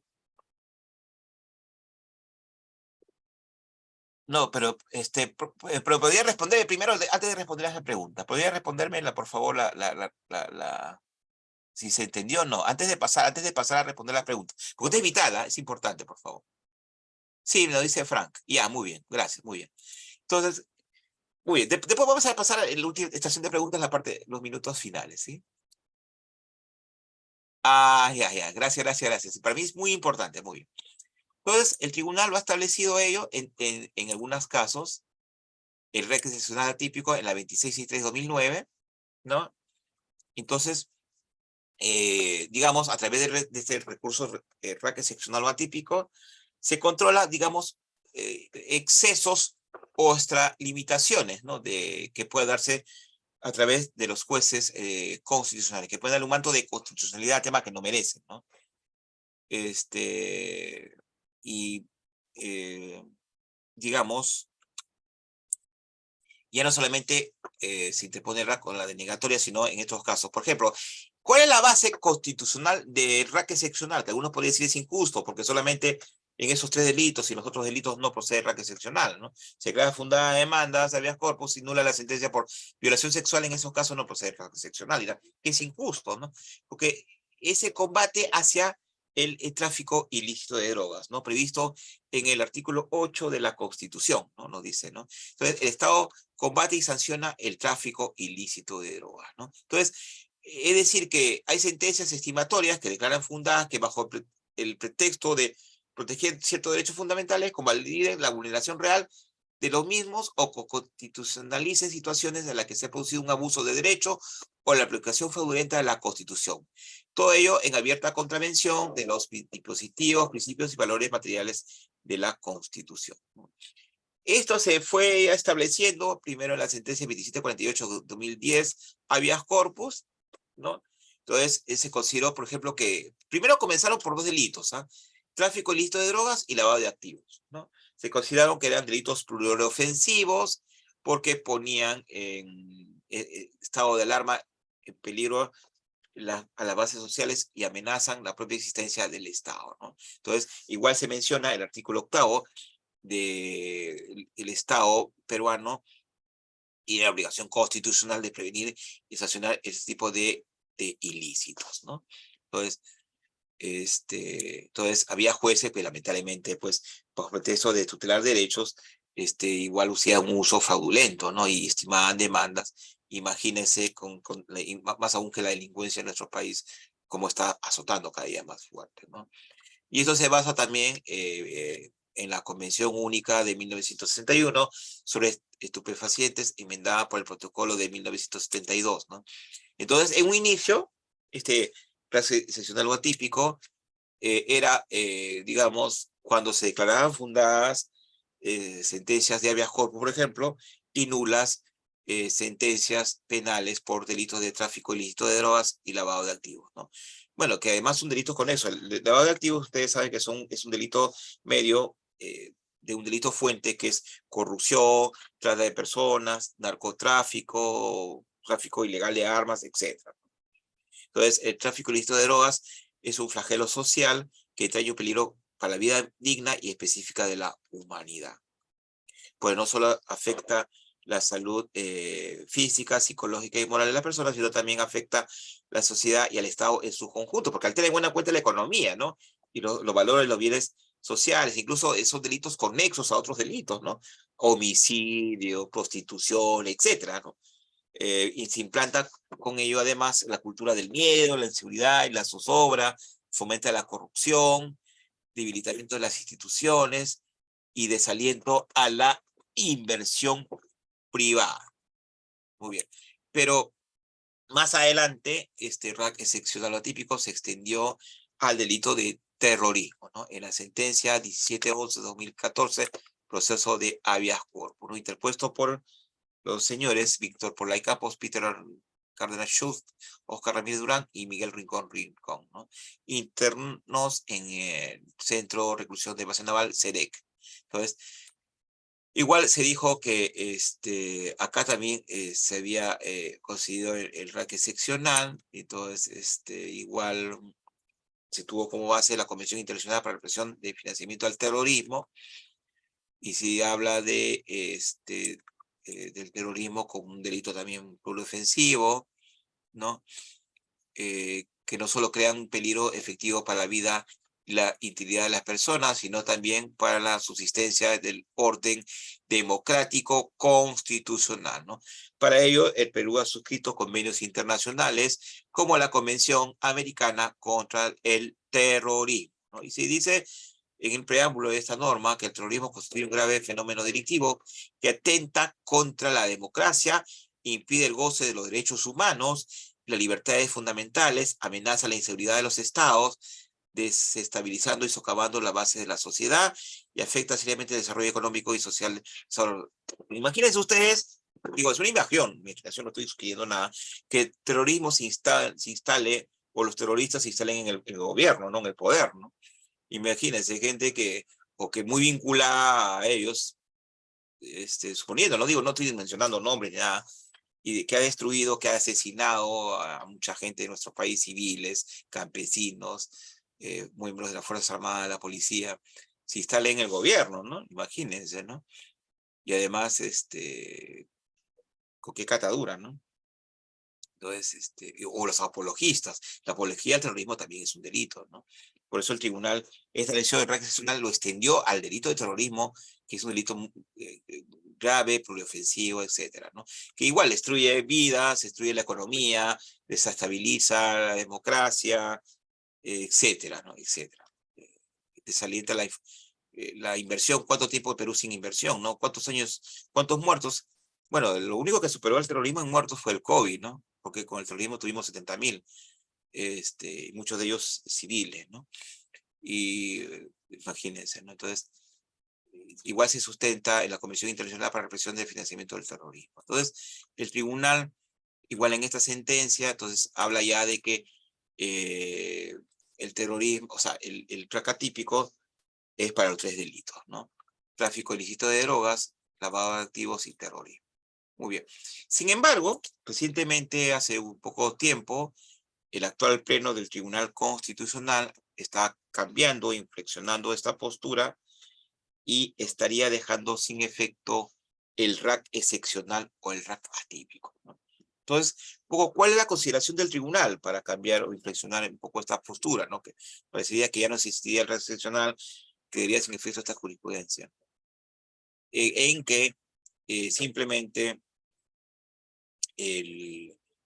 digamos que ninguna de las disposiciones autoriza al TC a determinar contra qué resoluciones cabe recurso de agravio constitucional, pues esto ha sido reservado al legislador a través del artículo 200 de la Constitución. Es decir, el artículo 200 de la Constitución y el tribunal, perdón, y el recurso, y el Código Procesal Constitucional han establecido que el RAC procede contra sentencias desestimatorias de segundo grado que declaren infundada o improcedentes demandas. Entonces, ya no procedería a parecer, según esta nueva postura del tribunal, contra sentencias de segundo grado que declaren infundadas o improcedentes demandas. Muy bien, entonces, por lo tanto, en esta resolución que es nueva de este año, declara nulo el consolidado del recurso agravio constitucional, improcedente dicho recurso y nulo todo lo actuado. Recordemos, sentencia por auto emitido en el expediente 1945-2021, proceso de habeas corpus. Gracias. Vamos a responder así las preguntas en estos minutos para no dejar sin respuestas. A los colegas pueden ir formulando sus preguntas. Entonces, tenemos unos 15 minutos, por favor, colegas. A ver, dice aquí el doctor Miguel Antón. Un ciudadano es sentenciado a 4 años suspendidos contra libertad sexual a menor de 14 y hace más de 20 años se puede decir que se le borre los antecedentes en el Poder Judicial por ser una persona profesional y no se permite por este dato que exige el Poder Judicial. ¿Es procedente? Bueno, yo creo que sí, ¿no? Podría proceder. Nunca he visto un caso de este tipo para borrar los antecedentes de una persona condenada hace mucho tiempo. Sí, porque esto tiene que ver con el habeas corpus restringido, ¿no?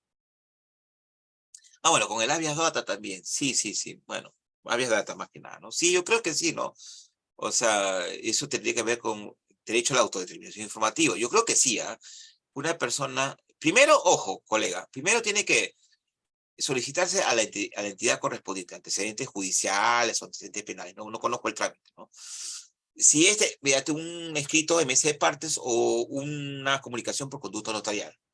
Si esta entidad, por X razones, porque a veces lamentablemente una persona ha pasado 20 años y no borra su base de datos que fue condenado, o sea, figura como antecedentes, esto evidentemente lo va a limitar en el ejercicio de una profesión, de un trabajo. Entonces, si por ejemplo estas entidades, el Poder Judicial, creo que uno es el Poder Judicial y el otro es el INPE, ¿no?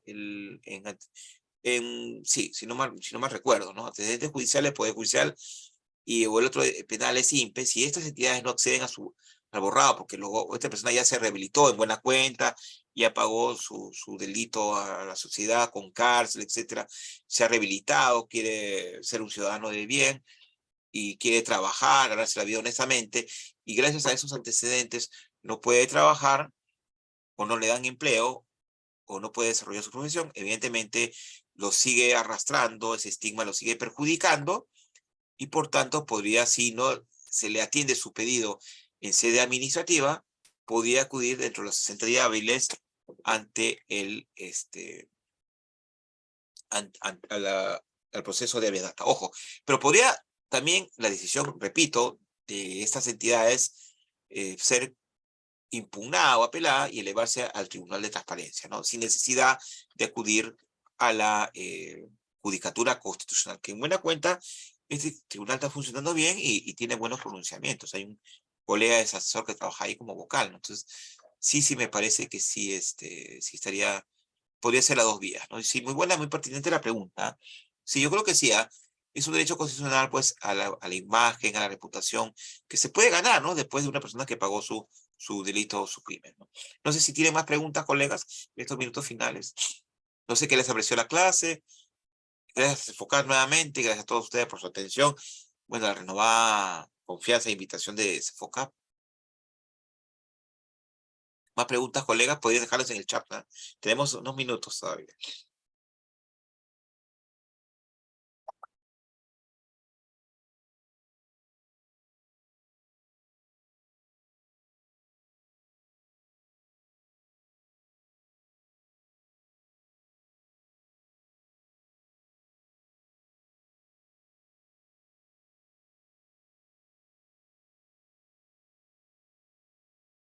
¿Y qué consiste el amparo contra amparo?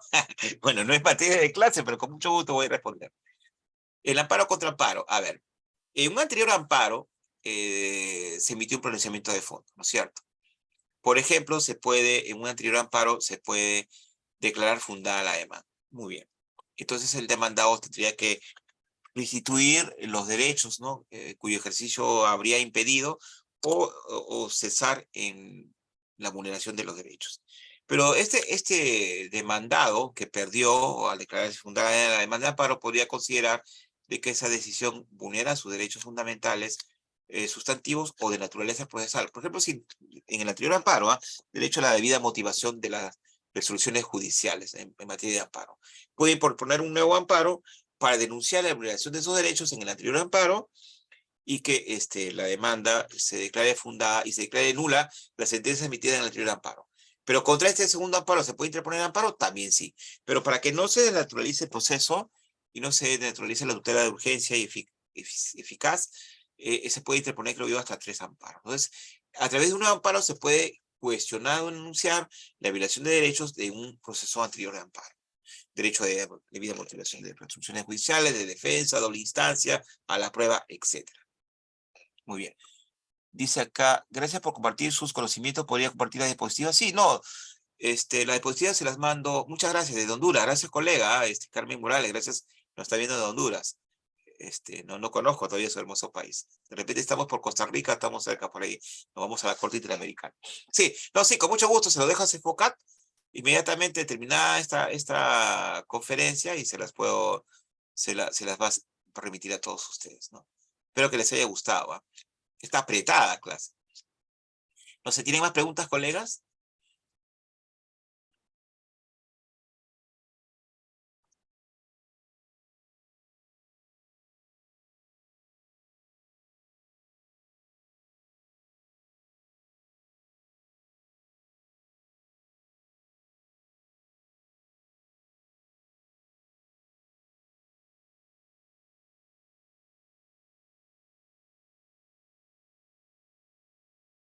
Gracias, doctora. Estaremos por Honduras próximamente. Gracias. Voy a tomar nota. ¿Sin más preguntas? Excelente, doctor, su ponencia. Bueno, gracias, Miguel. Gracias. Gracias. Espero que se haya entendido. Apretaditamente. A veces sucede así. ¿Más preguntas, colegas?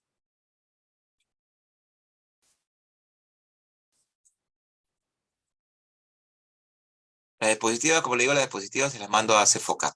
A ellos ustedes le pueden solicitar, ¿no? Con todo gusto.